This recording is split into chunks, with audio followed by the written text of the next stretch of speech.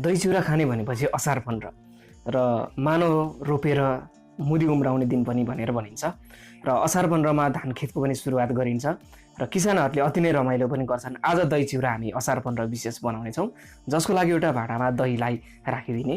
यो दही चाहिँ अलिकति सुगर पहिले नै मिसाइसकेको बजारमा पाइने दही हो र यसलाई म सुरुमा त फिट्न गइरहेको छु।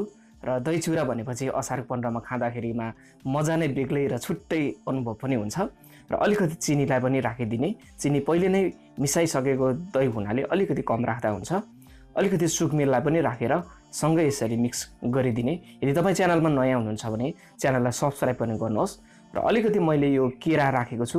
केरा चाहिँ अप्सनल हो, मैले मसिनो टुक्रा गरेर काटेर राखेको हुँ र सबै सामग्रीहरूलाई यसरी मजाले मिक्स गरिदिने। र भिडियो मन पर्यो भने लाइक गर्नलाई नभुल्नु होला।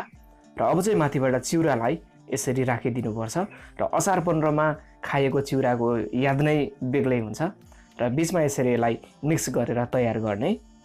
र धेरै किसानहरूले अति नै हर्षको साथमा मनाउने गर्छ र स्पेशली हाम्रो नेपालमा असार 15 भनेपछि अति नै रमाइलोसँग ठाउँ ठाउँमा हिलो खेल्दै हैन धान रोप्दै मनाउने गरिन्छ र दही चिउरा पछि खाने गरिन्छ। र यही असार 15 स्पेशल दही चिउरा एकदमै मिठो यसरी हामी तयार गर्दैछौँ र मैले चाहिँ यति गरेर तयार गरेर अब सर्भ गर्न जानेछु। र अति नै स्वादिलो बनेको र धेरैचोटि हामीलाई अति नै मनपर्ने यो असार 15 स्पेशल दही चिउराको रेसिपी तपाईँहरूलाई पनि यदि यसपालि खान मन छ भने पक्कै पनि खानुहोला।